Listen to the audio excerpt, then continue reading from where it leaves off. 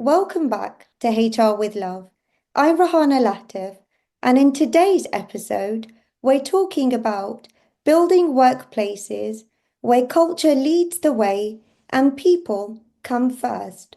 I'm thrilled to have Chris Dyer as my first ever guest on HR with Love. Chris is an award-winning speaker, best-selling author known for his work in workplace culture and remote leadership. Chris, thank you for being here today with me. Thank you for having me, and what an honor it is to be your first guest on your podcast. Thank you. I know it's really exciting. So, I purchased the book in Chris's 2024 updated edition of The Power of Company Culture. You revisit the seven pillars. So, for those people that are not aware of your seven pillars, would you please be kind enough and go over them? And with the rise of hybrid and remote work, which pillars do you think are more significant in 2025? So, the seven pillars are very quickly transparency, positivity or positive leadership, recognition, measurement, uniqueness, mistakes, and what have we left out? And listening. There we go. So those are the things that we consistently see that the best organizations, the best cultures are really good at. And that focusing on other things aren't going to get you the results that you need. And typically when people ask me like, well, which one is the most important? Well, it's the one that you're not good at. Every company, just like people, we have our strengths, we have our weaknesses. And if you heard me say that list and there was one that you went, ooh, like we're not good at that one, like, well, that's the one you need to be focusing on. That's where you need to get better. Because it's not a six-pillar system, it's a seven-pillar system. It's not a five-pillar. I mean, you have to be good at all seven. Now, I do tend to see that the first one that people tend to tackle is transparency. We always can provide our people more information. We can explain more. We can take 5 extra minutes in a meeting to make sure people understand why something's happening or give them a little extra context and information so that people can help make better decisions with us or not fill in the gaps with things that aren't true, with negative past experiences. If you don't know the answer to something, like you know the beginning and you know the end and you fill in the middle of the story, we tend to fill it in with like negative things that have happened to us in our lives, and that's not good. So transparency is a really great one to start with. So this leads me really nicely then onto out of the seven pillars, which pillar do you think leaders overlook or underestimate? And what do you think they can do? Hands down, it's positivity. So being a positive leader, being someone who really does two things really well. The first is saying yes. People come in the door to say yes, to say that's interesting, let's talk about that, being willing and open.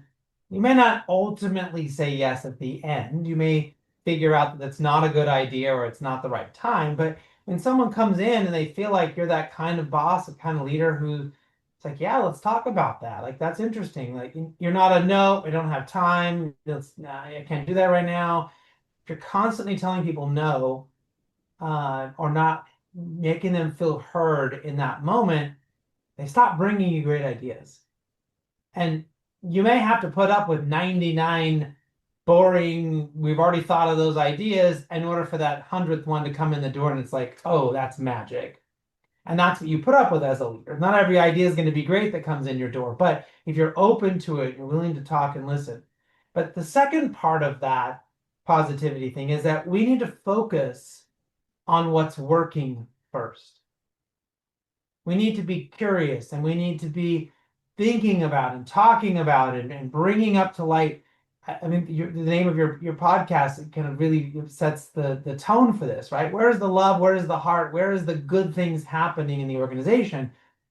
When we walk around problem solving, we walk around looking for something that's broken and wrong, that's what we're going to see more of.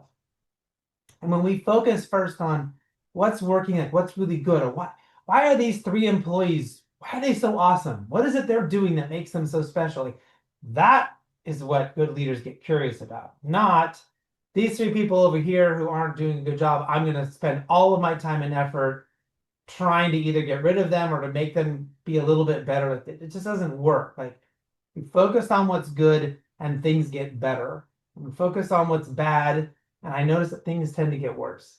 Well, Chris, you've worked for companies of all sizes and all industries. So, what's one common culture challenge that you found repeatedly? And how do you think HR leaders can address it today?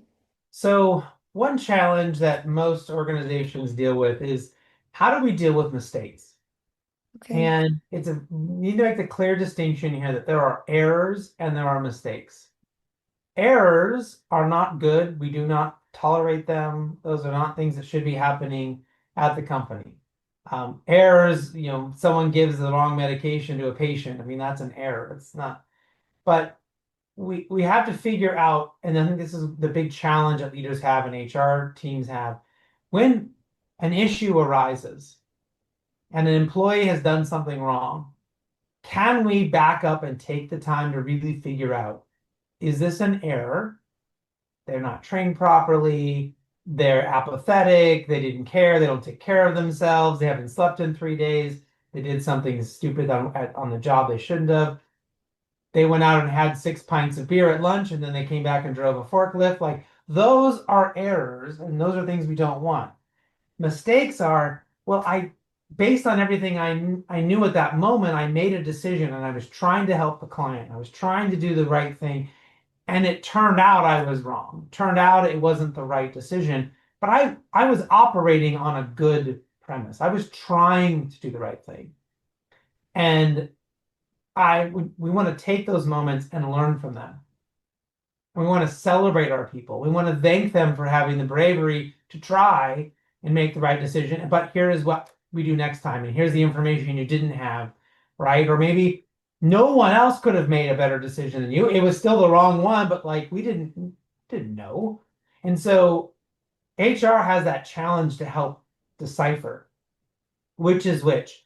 Are we are we punishing the person or are we high-fiving the person? And it's a really hard thing to figure out. And I think that's a vital role of HR to help figure out which thing is this by looking at it, by talking about it, investigating it. I mean, I had an employee that everybody loved and loved her. And she had a big blunder. And everyone immediately thought it was an error and was calling for, I mean, they love her, and yet they were saying, well, maybe we need to fire her. Oh And no. and I'm going like, wait, slow down. Like, let's back up. Let's figure it out. Let's see what the details were.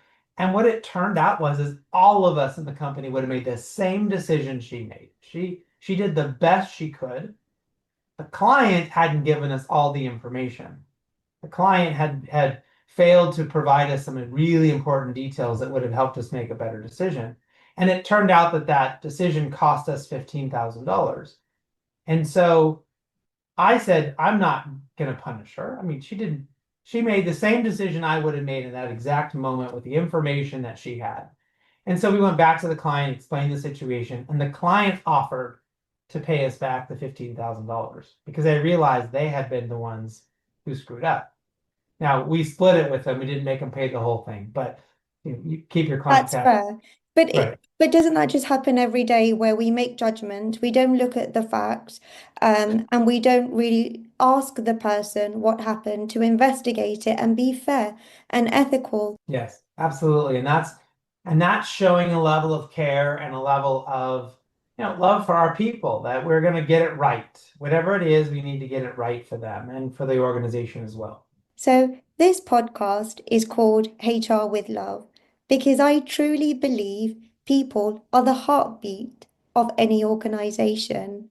What's one change that you think employers can make to ensure they build a culture where people feel valued and they feel like they belong?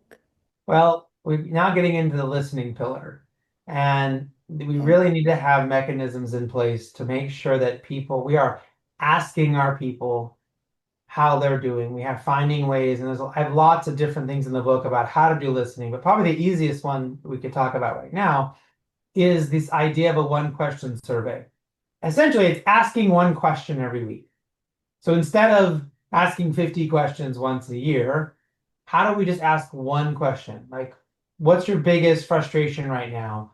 What was your biggest win last week? Who in the company has been really helping you? What product or service do you think we should be offering that we haven't been? What client is driving you nuts? And I would get those answers. And sometimes I would tell them, your answer is totally confidential. No one will ever read what you wrote except for me. I may repeat the sentiment of what I heard from everybody.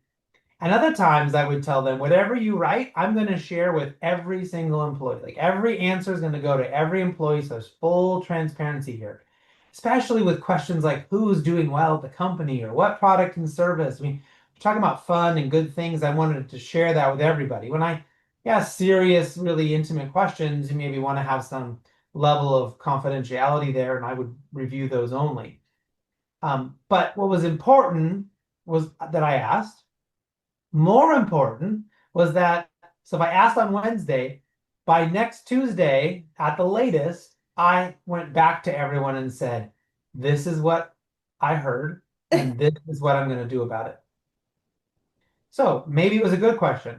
Everyone is saying that has been doing amazing lately. So like awesome. We decided to give Tom a bonus, or we're going to send Tom away to get a massage with his spouse. Like we do something special, right, for that person. Or everyone's saying that this one client is driving them nuts. We're going to schedule a call with that client. We're going to figure out how to lower those amount of tickets, get them to calm down and stop, over stressing the organization. And we're going to do something about what we heard. And when we did that, they answered the question more often and they gave us more information. And so within about 6 months' time when I started that, at that point on from forever, as long as I had the company, we had like a 95% response rate on that survey every single week. That's Because people brilliant. knew we were listening and we were really going to do something about it. And that's the kind of thing we have to do for our people so they feel connected. They feel like we care. Um, and they're not going to feel connected and they're not going to feel great every single week, but they can most weeks. And that's what's important. And we can do our best all the time. Chris, before we end, do you have any closing thoughts? I always like to remind people that what you are not changing, you are choosing. So if there's something going on in your company, there's something going on in your work with your team, with your boss, whatever it may be, if you're not working to change it, if you're not doing something about it, then you are choosing to allow it to continue to happen. And I think often we feel powerless about some of the things that are happening, and you're not. We can do something about it. And sometimes that's leave. That's the extreme. We can go find another job. But most of the time, it's that we can have those conversations, we can talk about those things, we can find new strategies and find new ways to do something better so that we have a better outcome. And that when we go home, we're not taking home this, terrible, feeling of dread and remorse of having this job that we don't like, that we bring home to our families. So think about changing that thing that's bothering you right now. Think about how you might go about making it better or getting rid of it, because that's usually the source of most frustrations for people. Is this one thing that they just keep allowing to continue and they think they're powerless, but ultimately you're choosing it to continue to happen if you're going to allow it. Definitely food for thought. Thank you so much for sharing your insights and your experience. You are a huge inspiration. And to everyone that's tuned in, I really hope you've enjoyed this episode as much as I have. So until next time, stay kind, stay curious, and keep leading with love. Lots of love from London. Bye for now.